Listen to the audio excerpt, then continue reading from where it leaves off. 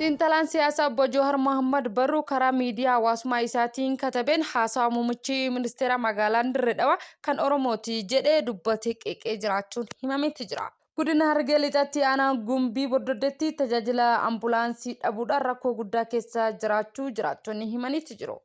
Poolisiin Federaalaa Hadush Gabrasillaasee sababiin hidhuuf hin qabu jechuudhaan gallakkisuun himame. Oduu biyya alaatiin daa'imman 46 fi dubartoonni 20 dabalatee lammiileen Filisxeen 104 ajjeefamuu ministeerri fayyaa Filisxeen beeksisetti jira. Mariin pirezidaantii Ameerikaa Tiraampii fi Shin Jinping bu'aa ajaa'ibsiisaadhaan xumuramuun himametti jira.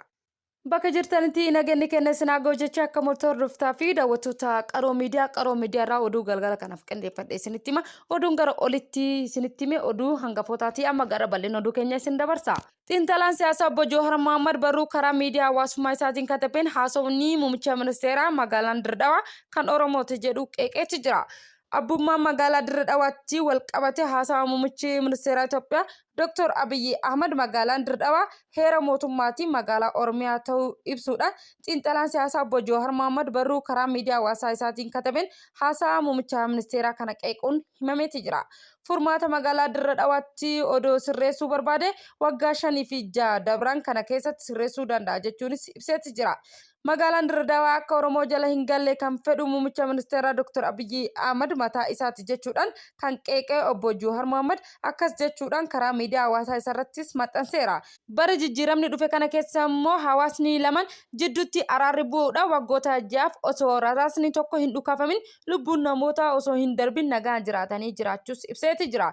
Bara kana garuu wal waraansi tasaa eegaleen namoonni hedduun ajjeefamanii lammiileen 200,000 fi 88 caalan qe'ee isaanii irraa buqqa'us himeeti jira. Wanti kun shira Abiyyi akka ta'es gabaafamaa dubbiin tun immoo dhuma bara 2024 jalqabduu himaa turus ibseeti jira. Muummichi ministeera Dr. Abiy Ahmed haasawa kaleessa paarlaamaa irratti taasisaniin shira kana duuba akka jiru ifatti of saaxiltee jira jechuun Dirree Dhawaan immoo akka heera mootummaatti qaama Oromoo akka turtes eereeti jira. Dubbiin tun immoo dhugaa ta'uudhaan namootni beekan garuu Abiyyi maaliif amma kaasuu barbaade dhimmi Dirree Dhawaa tana furuuf yoo barbaade maaf hanga ammaa ture jedhanitti jiru. Akkuma kitaaba keessatti barreesseen barri jijjiiramaa sanaan uummanni gamalachuu dhimma Dirree Dhawaa Mooyyalee fi Atakaroo daangaa maraa furuufis fedhii guddaa qaba turedha. Dhugaa dubbachuufis immoo hooggansi naannoo Somaaleefis qophii ta'us himameeti jira. Dhimmichi kun immoo akka hin furamneef danqaa ta'aa kan ture marii dhimma saniitu akka hin taasifne kan oggures Abiyyi ta'us himeeti jira. Dhugaa kana yeroo sanatti naannoleen lamaanuu bulchaa kan turan Mustafee fi Lammaan ragaa ba'u jechuudhaan ibseeti jira. Marree Abiyyi gaafas silaa dhimma Dirree Dhawaatu ta'ee kan biroofis furmaata fedhii qophii akka hin taanes ibseeti jira. Haasawa kaleessaa keessatti dubbiin Dirree Dhawaa riiferandamii xumuraa akka ta'es akeekeeti jira. Riiferandamiin kun immoo gaggeessummaa aangoo harka isaa jiru waggoota 7 darban maaltu isa uggureere kanumaaf immoo wal qabatee marii araara waboo fi mootummaa jidduutti Taanzaaniyaatti gaggeeffamaa irratti gama waboodhaan immoo dhimma Finfinnee fi Dirree Dhawaa ka'ee tureera. Bakka bu'oonni Abiyyi dhimmoonni kun immoo ajandaa keessaa baafamuu akka qaban cichanii mormanii turanidha. Har'a maaltu jijjiirame ajandaa gochuufis barbaadame jechuunis ibseeti jira. Akeekni haasawa Abiyyi kaleessaa suni dhimma Dirree Dhawaatti ta'ee bakkoota biroo furuu miti jechuudhaan ibseera. Akeekni haasawa suni ibidda akka taroo fi walitti bu'iinsa uummata Somaalee fi Oromoo jidduutti qabsiisuufis yaalaa jirudha. Beenziila firfirsuufis hawwuudha. Fanjii wayyaanee awwaaltee tuttuquudha. Dhoosuu barbaade jechuudhaanis qeeqeetu jira. Waggaa 7 har'aa faajjii tana baasnee akka lamu hin dhoonetti bakkitti hagoonu yoo jedhamu kan didee fi har'a bulfatee immoo itti fayyadamuudhaafis gochaa waggaa darbee kana Mooyyaleetti hanga Bordoddeetti mootummaan raawwate ragaadha jechuudhaan ibsameera. Gorsi ani uummata Oromoo fi uummata Somaaleef qabu wal diddaan jiru maraaf gaafa garri lamaanuu mootummaa ifatti filatu bulu eegalee heeraa fi seeraan furmaata akka argatu himameera. Ammaaf garuu shira Abiyyi umrii aangoo isaa dheereffatuudhaaf taasisaa jiru kana dogongortanii walitti akka hin buunes ibsaniiti jiru. Gaaga'ama bara wayyaanee akirarra geesseessan irratti mudate ifatti hin deddeebisinaa jechuudhaan dhaametti jira. Godina Harargee Lixaatti aanaa Gumbii Bordoddeetti tajaajila ambulaansii dhabuudhaan rakkoo guddaa keessa jiraachuu jiraattonni himaniiru. Jiraattonni yaada isaanii kennan tajaajila ambulaansii dhabuurraa jiraattonni rakkoo hamaaf saaxilamaa jiraachuus dubbataniiru.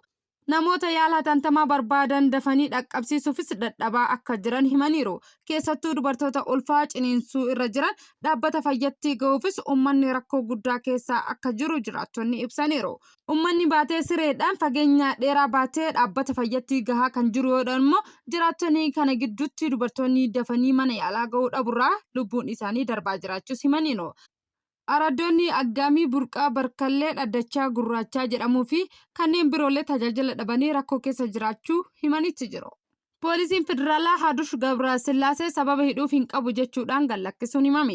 Lammii Itoophiyaa Yuunaayitid Kingdom keessatti dubartii ganna 14 irratti miidhaa saalaa raawwate jechuudhaan hidhame Hadush Gabrasillaasee biyyaa yakka itti dalage irraa ari'amuudhaan akkuma buufata xiyyaaraa idil-addunyaa boolee gaheen poolisii federaalaa Itoophiyaatiin dabarfamee kennamus poolisiin gad lakkisuu beekseera.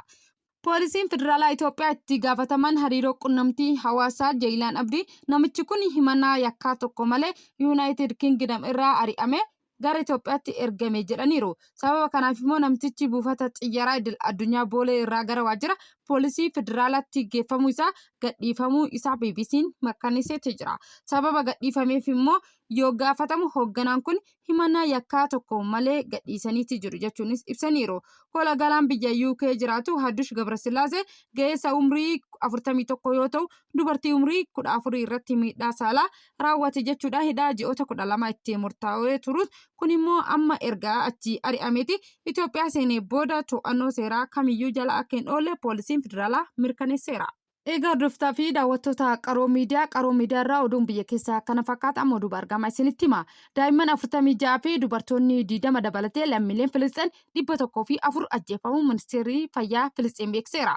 Haleellaa Israa'el kibxata halkan Gaazatti wal duraa duubaan raawwatteen daa'imman 46 fi dubartoonni 20 dabalatee yoo xiqqaate lammiileen Filisxeen 104 ajjeefamuu 250 madaa'uu ministeerri fayyaa Hamaas beekseetti jira.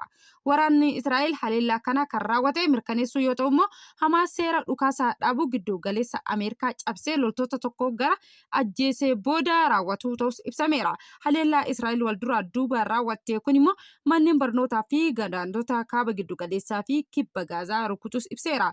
Ministeerri ittisa Israa'el Hamaas loltuu Israa'el Gaazaa keessatti ajjeese jechuun himate. Dabalataanis reeffaa namoota booji'amanii du'anii deebisuu dhiisuu isaa dhukaasaa dhaabuu cabseera jechuun himateera. Waraanni Israa'el haleellaa iddoowwan Gaazaa irratti raawwateen hordofuudhaan dhukaasaa dhaabuun haaraa kan deebi'e jechuudhaan himameera. Hamaas gama isaatiin immoo Israa'el waliigaltee kana cabsuuf yaalaa jirti jechuun haleellaa kanarratti walqabatee waan tokkollee hin beeku jechuun himetti jira. Garuu Israa'el yeroo loltoonni ishee irratti xiyyeeffatamanii haloo bahuu qabdi jechuunis dubbateera. Pireezidaantiin Ameerikaa Doonaald Tiraamp fi pireezidaantiin Chaayinaa Xi Jinping Kooriyaa kibbatti dhimmoota garaagaraa irratti mari'ataniiru. Marii isaanii dhimmoota tumsa hojjechuudhaan danda'anii fi fayyadamummaa waloo mirkaneessuu irratti xiyyeeffachuu ibsameera.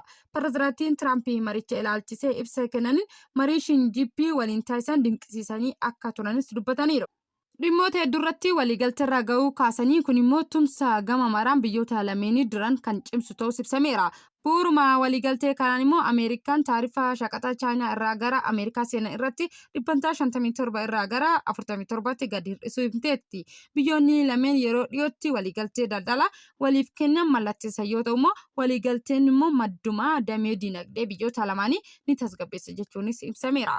Pireezidaantii Xi Jinping gama isaaniitiin Ameerikaa fi Chaayinaan dameewwan garaagaraa tumsaan hojjechuu michummaa fi obbolummaa isaanii daran cimsuu qabdi jechuunis dubbataniiru. Biyyoonni dinagdee guddaa qaban kunneen dinagdee addunyaa fi itti gaafatamummaa isaanii irraa eegamu baachuu qabu. Kanaaf immoo tumsi fayyadamummaa waloo murteessaa ta'uu ibsaniiru. Waliigalteen guutumatti ta'uu baatus dhimmoota hunda irratti waliigalteerra gahuun eeruudhaan waliigaltee hojiirra oolchuufis dinagdee tasgabbaa uumuufis tumsaa fi kutannoo kan hojjetamu ta'us ibsaniiru. Kana malees immoo biyyoonni lamaan haleellaa saayibarii fi daddabarsa mallaqa seeraan alaa ittisuufis akkasumas immoo dameewwan qabiinsa godaantota seeraan alaa fi hubannoo namtolchee irratti hojjechuuf BBC'n gabaaseera. Pireezidaantii Doonaald Tiraamp daawwannaa Eeshiyaa irratti taasisanii kan xumuran yoo ta'u immoo baatii eblaa dhufu Chaayinaatti daawwannaa hojii akka taasisanis ibsanitti jiru. Egaa hordoftoota fi daawwattoota qaroo miidiyaa irraa oduun galgala kanaaf qindeeffannee kana fakkaata. Oduu kennaan waan nu dhageeffataniif waan nu hordoftaniif galatoomaa isiniin jecha akkuma beekamu miidiyaa keenya subscribe, like, share, comment gochuun hin irraanfatinaa.